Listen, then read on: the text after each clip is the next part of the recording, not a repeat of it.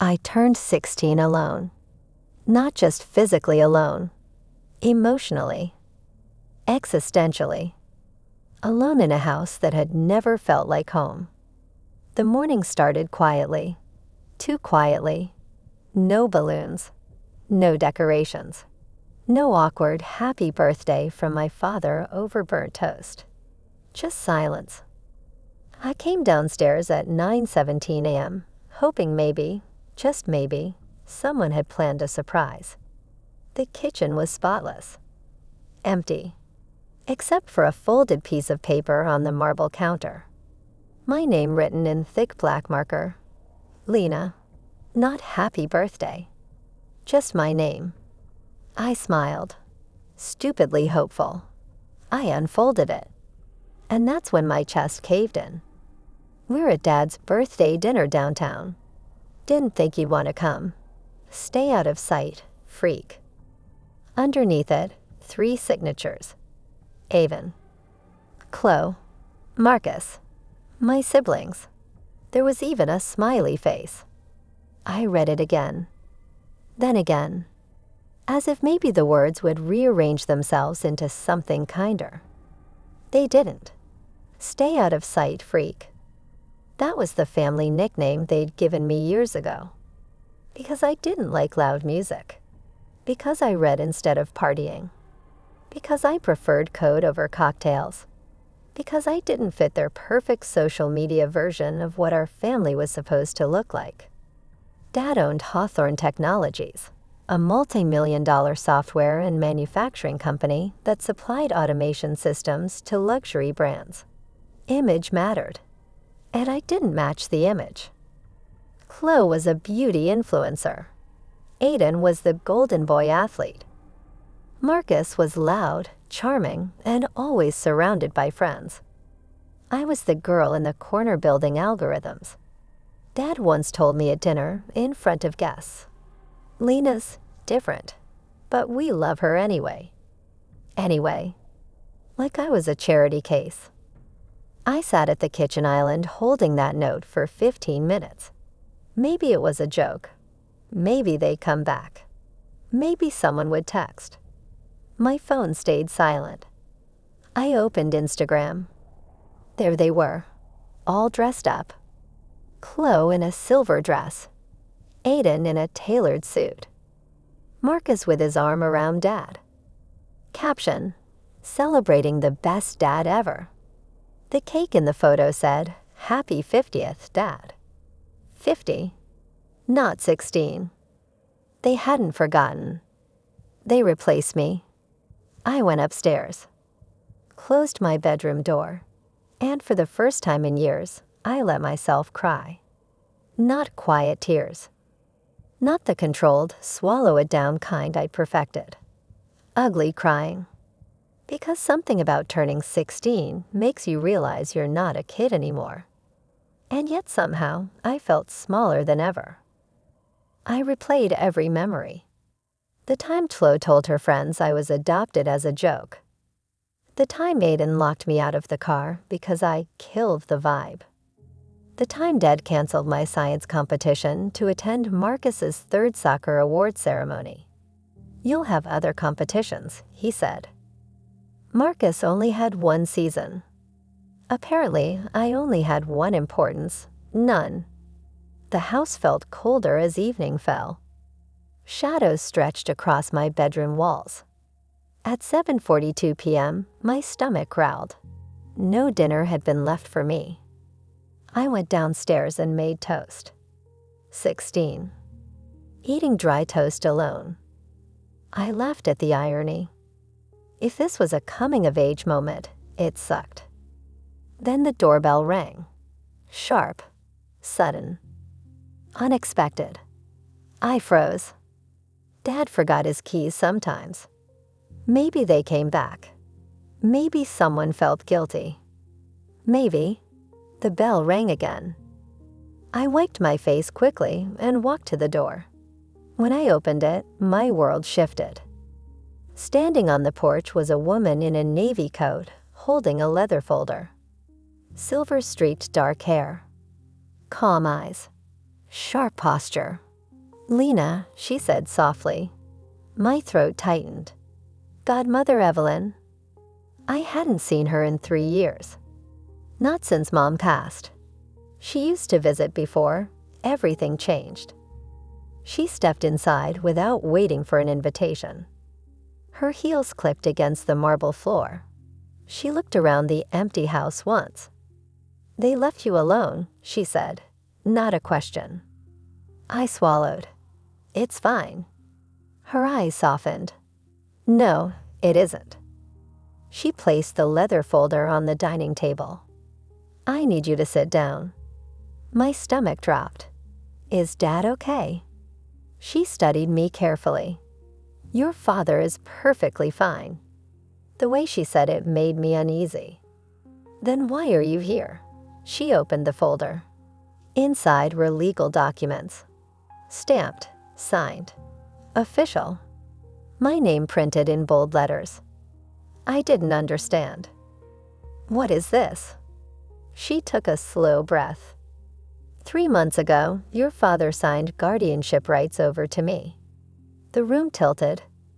What? You are legally under my care as of today. I stared at her. That's not possible. He would never. He already did. My ears rang. Why? She closed the folder gently. Because he needed capital. I blinked. For the company? She nodded. He leveraged more than he could sustain. I agreed to stabilize Hawthorne Technologies under one condition. I felt cold. What condition? Her gaze locked onto mine. Hugh. I couldn't breathe. He traded me, I whispered. Not exactly, she said calmly. He underestimated you. I laughed hollowly. That doesn't make sense. It will. She reached into her coat pocket and pulled out a second document. This one thicker, heavier. I was co-founder of Hawthorne Technologies, she said quietly, before your father pushed me out. My mind raced. Dad told us you left. She gave a small, knowing smile. Yes, that's the story he prefers. She slid the document toward me. Majority shares now transfer to a trust. I scanned the page. Trustee, Evelyn Grant. Beneficiary, Lena Hawthorne. My pulse pounded. What does that mean? It means, she said evenly, that once you turn 18, you will control the company. The air left my lungs. You're joking. I don't joke about business. The silence between us felt enormous. They hate me, I whispered. Because they don't understand you, she corrected. They think I'm a freak. Her eyes sharpened. You are not a freak, Lena. I looked at the note still clutched in my hand. She gently took it from me. Read it. Her jaw tightened. They won't be laughing for long. My phone buzzed suddenly. A group chat notification. Chloe, hope you didn't throw yourself a pity party. Aiden, stay invisible tonight, yeah. Marcus, don't embarrass Dad. Before I could respond, another notification popped up. Breaking news alert. Hawthorne Technologies announces immediate structural change in ownership. My heart slammed against my ribs. Evelyn looked at me. They're about to find out. Find out what? That the freak they tried to hide, she gave me a small, dangerous smile, is the future of their empire. And somewhere across town, in a ballroom full of music, champagne, and flashing cameras, my father's birthday party was about to collapse. The news alert wasn't a glitch. It wasn't a rumor. It was live. And it was spreading fast. My phone kept vibrating in my hand as notifications stacked on top of each other. Financial Times. Hawthorne Technologies announces immediate board restructuring. Business Wire. Majority shares shift to trust under Evelyn Grant. Evelyn didn't look surprised. She looked prepared. "This timing isn't an accident," she said calmly. "You planned this?" I asked. "I anticipated your father would choose tonight to show off stability. Investors are at that party." My stomach twisted. "You're humiliating him." Her eyes met mine. "No, he humiliated himself." Across town, the ballroom glittered with chandeliers and champagne towers. I could picture it perfectly. I'd been to those events before, standing quietly in the corner while Chloe posed for photos and Aiden shook hands with sponsors. Dad always introduced them proudly. "This is my son, future division head. This is my daughter, brand ambassador." And then, almost as an afterthought, "And this is Lena. She's into computers." Into computers. Like it was a hobby. Like I hadn't built 3 independent apps by age 15. Like I hadn't corrected one of his engineer's code during a demo last year. He never mentioned that part. My phone rang. "Marcus." I stared at it. Evelyn nodded once. "Answer." I pressed accept. "What did you do?" Marcus snapped immediately. His voice wasn't teasing this time. It was panicked. "I didn't do anything," I said evenly. "You're trending. The company announcement just hit the screens here. Dad's losing it." In the background, I heard shouting. Music cutting off. Someone yelling, "Turn that off." "What's happening?" I asked quietly. "They're saying Evelyn Grant is back on the board, and something about a trust with your name on it." He sounded confused. "Angry. Scared." "That's correct," I said. Silence. Then a sharp laugh. "Okay, this isn't funny. It's not a joke." "Lena," he said slowly, "what did you sign?" "I didn't sign anything." "You're 16. "I know." He lowered his voice. "Dad says you've been manipulated." I almost smiled. "Of course he did." "He signed the papers," I replied. Marcus went quiet. "What papers?" "The ones that gave Evelyn guardianship." His breathing changed. "That's not possible. It already happened." In the background, I heard Chloe's voice shriek. "Marcus, get off the phone. The reporters are asking about Lena." Reporters? Already? That was fast. Evelyn took the phone gently from my hand and ended the call. "You don't owe them explanations tonight. They're going to hate me even more." "They already did," she said calmly. "Now they'll fear you." The word hung in the air. Fear. It felt foreign, but not unpleasant. Evelyn walked to the kitchen island and poured herself a glass of water.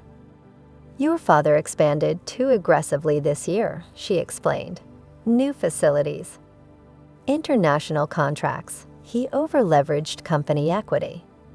And he needed money." "Yes. And you offered it." "With conditions." I swallowed. "Me? Yes." I wrapped my arms around myself. "He gave me away." She shook her head slightly. "He gave away legal responsibility. He assumed you were a liability. He thought removing you from his household would strengthen his public image." The words cut deeper than I expected. "He told people I was unstable," I whispered. Evelyn's eyes darkened. "I know." My heart stopped. "You knew." "I monitor everything connected to that company." I suddenly understood something terrifying. She had been watching. For years. "Why didn't you intervene sooner?" I asked. "Because power requires timing," she replied. "And tonight was the right time." "Yes." "Why?" She stepped closer. "Because investors were present. Because press coverage was guaranteed. Because humiliation in private teaches nothing. Humiliation in public changes behavior. I stared at her. She wasn't cruel. She was strategic. My phone buzzed again. This time from Dad. I hesitated, then answered. His voice was tight. Controlled. Where are you? At home. With her? He asked sharply. Yes. A long pause. You have no idea what you've done. I didn't do anything, I repeated. You're a child, Lena. You don't understand corporate law. Apparently you didn't either, I said quietly. Silence exploded on the other end. How dare you? How dare you sign me away? The words slipped out before I could stop them. He inhaled sharply. That was a temporary guardianship. You didn't tell me. It wasn't necessary. My chest tightened. I'm not an asset. You're my daughter. Then why did you trade me like collateral? That hit. I heard him step away from whatever crowd surrounded him. Lower your voice, he hissed. I'm alone. He didn't respond to that. In the background, someone said, Sir, the board members are requesting a statement. Dad's tone changed instantly. Polished. Public. I'll call you back, he said. The line went dead. I stared at the dark screen. Evelyn watched me carefully. You handled that well. I feel like I'm going to throw up. That's adrenaline. I didn't ask for this. I know. She rested a hand lightly on my shoulder. But you deserve it. The doorbell rang again.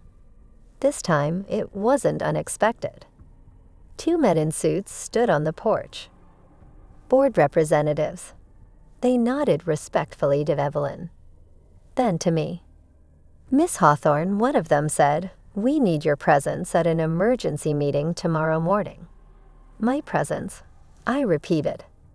You were named beneficiary of the controlling trust. I looked at Evelyn. She gave a small nod. Tomorrow, she said smoothly. We'll attend. The men left. The house fell silent again. 6 hours ago, I was the invisible daughter. The freak. The one left behind. Now corporate executives were requesting my attendance. The shift felt unreal. Why me? I asked softly. Evelyn didn't hesitate. Because I read your code. I blinked. What? The inventory optimization model you built last year. My pulse spiked.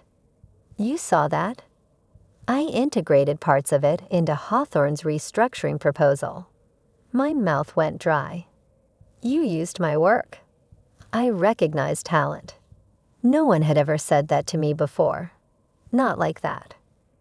Your father underestimated you, she continued. Your siblings mocked what they couldn't understand. But the board, they understand numbers. And the numbers say, she smiled faintly. The future belongs to you. My phone lit up again. Chloe posted a new story. But this one wasn't glamorous.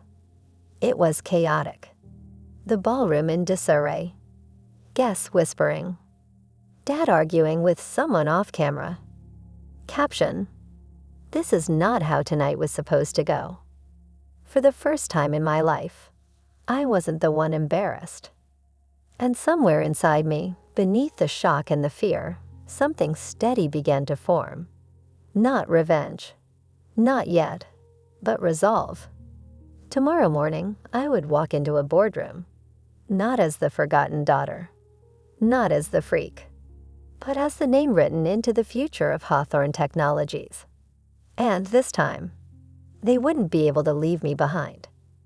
I didn't sleep that night, not because I was scared, because everything felt unreal.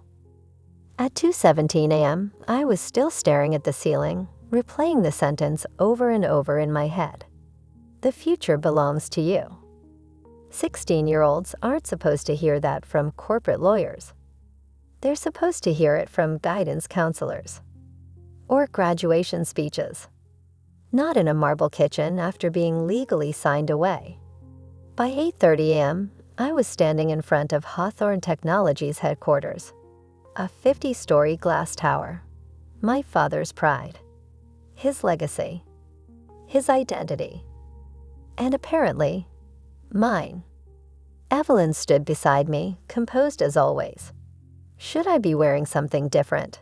I asked, glancing down at my simple navy dress. "You look exactly like someone they should fear," she replied calmly. I wasn't sure if that was reassuring. Inside, the lobby buzzed. Employees whispered. Phones rang nonstop. A large screen behind the reception desk displayed financial news. And there it was again. Majority share trust linked to Lena Hawthorne. My name looked strange in headlines, like it didn't belong to me. Aiden once told me I wasn't main character material. Funny how quickly narratives change. The elevator ride to the 47th floor felt longer than it was. When the doors opened, the boardroom stood at the end of a glass hallway. Dad was already inside. So were Chloe and Marcus. Aiden paced near the window. The moment I stepped in, all conversation stopped. Dad's eyes locked onto mine. Cold, controlled, humiliated. "You brought her here?" he asked Evelyn sharply. "She was summoned," Evelyn replied evenly. "She's a minor. She's the beneficiary." The air felt electric. Marcus stared at me like I'd betrayed him. Chloe avoided eye contact entirely. Aiden's jaw clenched. I had never seen them look uncertain before. We took our seats. Evelyn at the head, me to her right, Dad across from us. Board members filled the rest of the table. One of them cleared his throat. "Mr. Hawthorne, per the trust agreement you signed, guardianship and majority shares are now under Ms. Grant's management, with Lena Hawthorne as sole beneficiary." Dad leaned forward. "This is temporary." "It is binding," the lawyer replied calmly. I watched Dad's composure crack just slightly. He wasn't used to losing control of a room. "You manipulated this," he said to Evelyn. "I offered terms. You accepted them. You used my daughter." "You used your daughter," she corrected quietly. The room went still. A screen lit up behind us. Financial projections. Graphs. Declining margins. Overextended contracts. I didn't understand everything, but I understood enough. The company was bleeding. Dad had gambled, and he lost. Evelyn stood. "Lena," she said, turning to me, "would you like to explain your optimization model?" My stomach flipped. In front of everyone? "Yes." Dad scoffed. "She's 16. "And brilliant," Evelyn replied. Every eye turned to me. For years, I'd spoken softly, avoided attention, minimized myself. But something inside me refused to shrink this time. I stood, walked to the screen, pulled off the algorithm I'd built in my bedroom. "This model reduces supply chain waste by 23%. I began, my voice steadier than I felt. "It adjusts inventory flow based on predictive demand instead of reactive restocking." The board members leaned forward. I continued. "If implemented across all manufacturing units, it offsets the international expansion losses within 2 quarters. Silence. Not mocking silence. Thinking silence. Dad stared at the numbers. Not at me. At the numbers. For the first time in my life, he was forced to see my work without filtering it through embarrassment. One board member spoke. "Mr. Hawthorne, were you aware your daughter created this?" Dad hesitated. That hesitation said everything. "No," he admitted tightly. Evelyn's voice cut through. I was. The board exchanged glances. Power shifts don't happen loudly. They happen in microseconds. In eye contact. In nods. In recalculations. And I felt it happening. After 2 hours of discussion, the decision was unanimous. Evelyn would act as interim CEO. Dad would step down temporarily. The trust would oversee restructuring. And I would begin training immediately. Not as a mascot. Not as a PR move. But as future leadership. When the meeting ended, everyone stood slowly. Dad approached me. His voice was low. "You think this makes you powerful?" "No," I said quietly. "You made me powerful." His eyes darkened. "You're still my daughter." I replied. The difference mattered. Chloe finally spoke. "You embarrassed us." I looked at her. "You left me alone on my birthday." Marcus shook his head. "You could have said something." "I did," I said calmly. "You called me a freak." Aiden stepped closer. "This won't last." Maybe he believed that. Maybe he needed to. But I felt something steady now. Something unshakable. "It doesn't have to last," I said. "It just has to begin." As we walked out of the building, reporters gathered outside. Microphones extended. Cameras flashed. "Lena, how does it feel to be linked to the company takeover? Did your father really sign away guardianship? Are you replacing him?" I froze. Evelyn leaned toward me. "This is your moment." I stepped forward. Not hiding. Not shrinking. "My name is Lena Hawthorne," I said clearly. "And I'm not here to replace anyone. I'm here to build something better." The cameras flashed again. And across the city, I knew my siblings were watching. The girl they told to stay out of sight was suddenly impossible to ignore. That night, I didn't cry. I didn't feel small. I didn't feel like a freak. I felt something new. Not revenge. Not yet. But transformation. And deep down, I understood something important. The party hadn't just crashed. The hierarchy had. And this was only the beginning. Power doesn't arrive with fireworks. It arrives with responsibility. And at 16, responsibility felt heavier than any insult my siblings had ever thrown at me. The first week under Evelyn's leadership was brutal. Not emotionally. Strategically. She didn't treat me like a child. She treated me like an apprentice. Every morning at 6 a.m., she handed me financial reports. "Read them," she'd say. "Highlight what doesn't make sense." At first, everything didn't make sense. By the fourth day, patterns began forming. Unnecessary vendor contracts. Overpriced marketing agreements. Excessive executive bonuses. I noticed something uncomfortable. Marcus had been quietly placed on the company payroll 6 months ago. No real position. Just a title. Junior Strategy Consultant. Salary. Absurd. I stared at the number. Evelyn watched my reaction carefully. "Family loyalty higher," she said. My jaw tightened. And I was the liability. She didn't answer. She didn't need to. Meanwhile, the media wouldn't let the story die. Headlines evolved. Teen hair to Hawthorne empire. Was Lena the real genius all along? Close influencer partnerships began pulling away. Brands don't like controversy. Aiden's sports sponsorship. Suspended pending public clarity. Marcus stopped posting entirely. For once, they were the ones hiding. At school, things shifted too. Whispers followed me down hallways. Not mocking whispers. Curious ones. A girl who once laughed at me during lunch approached carefully.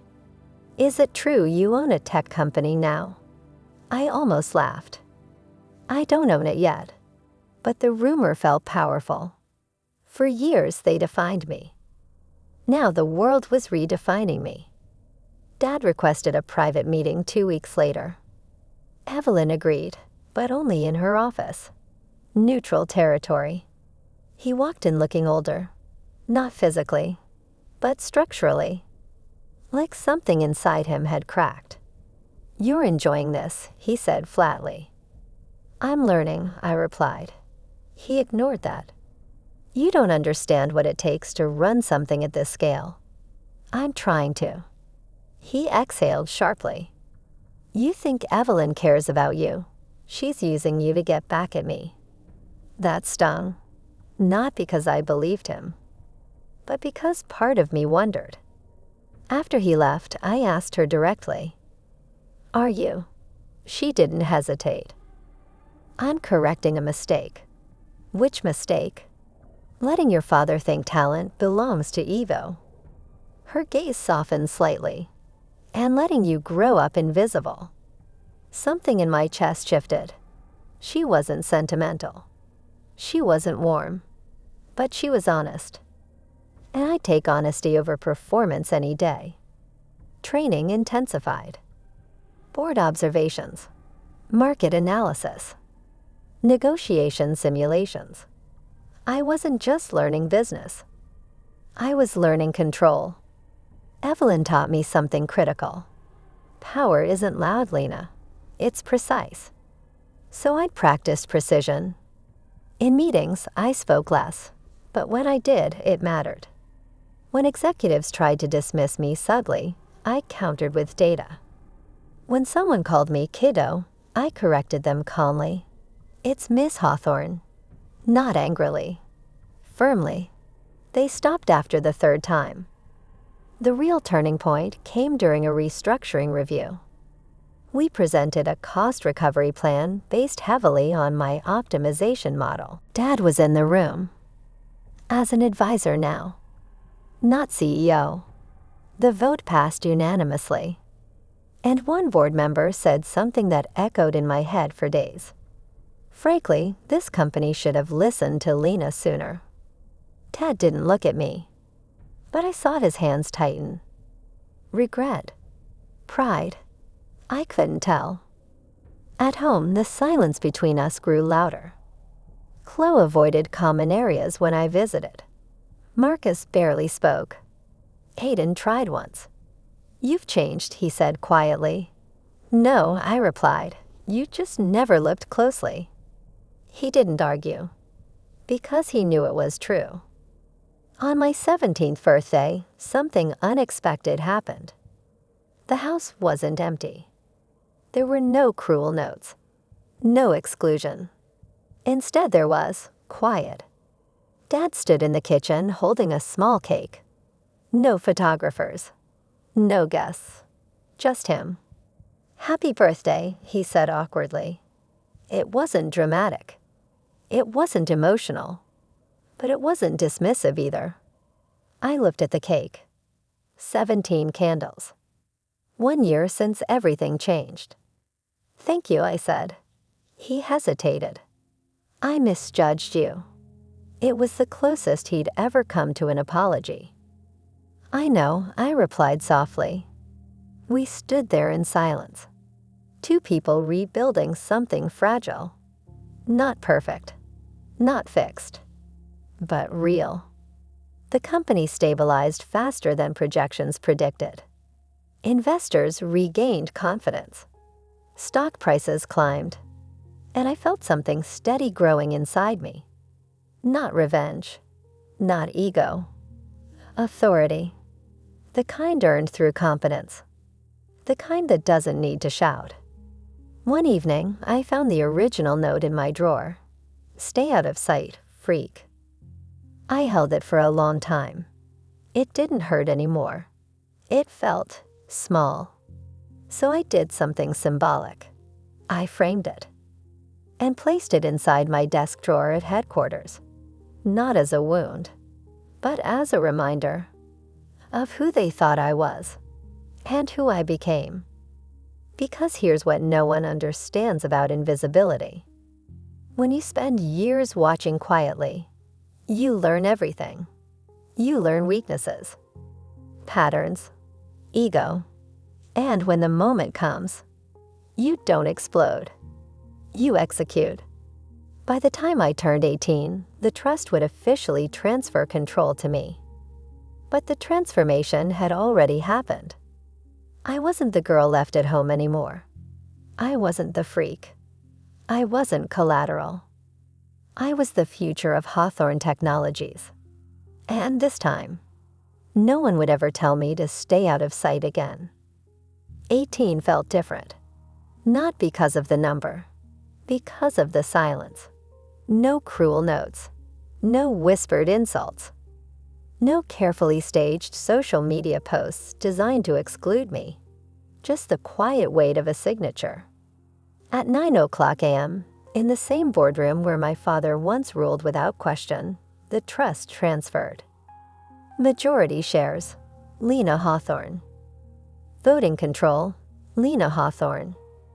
Acting CEO, Lena Hawthorne. The room didn't clap. They nodded. Respect in corporate spaces doesn't make noise. It adjusts posture. Dad sat at the far end of the table, not at the head. Not anymore. When the final document was signed, Evelyn leaned toward me. It's yours, not the company. The moment. The first decision I made wasn't dramatic. It wasn't revenge. It was restructuring executive compensation, including Marcus's fabricated position. He was called into HR by noon. His contract terminated respectfully with transition guidance. When he came to my office later, he didn't yell. He looked stunned. You fired me, he said. I removed a role that didn't exist.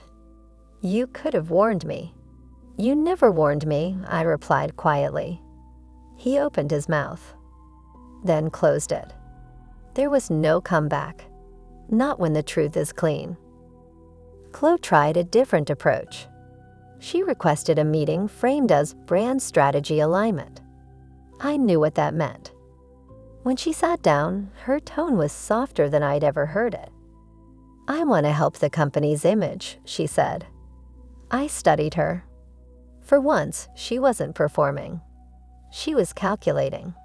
Help how? I asked. I can rebuild perception, control the narrative.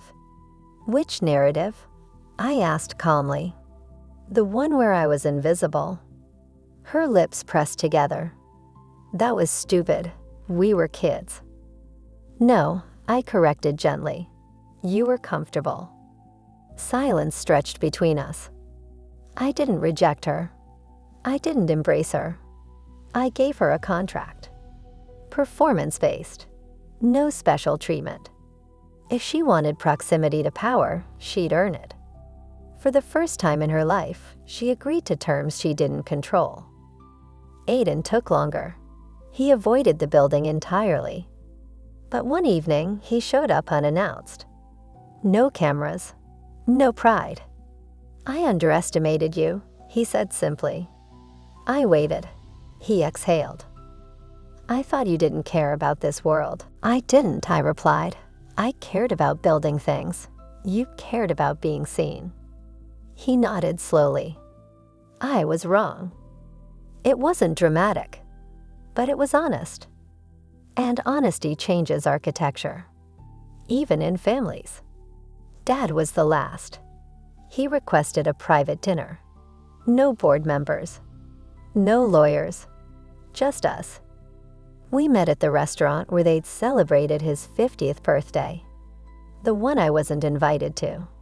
He noticed. Of course he did. You chose this place, he said carefully.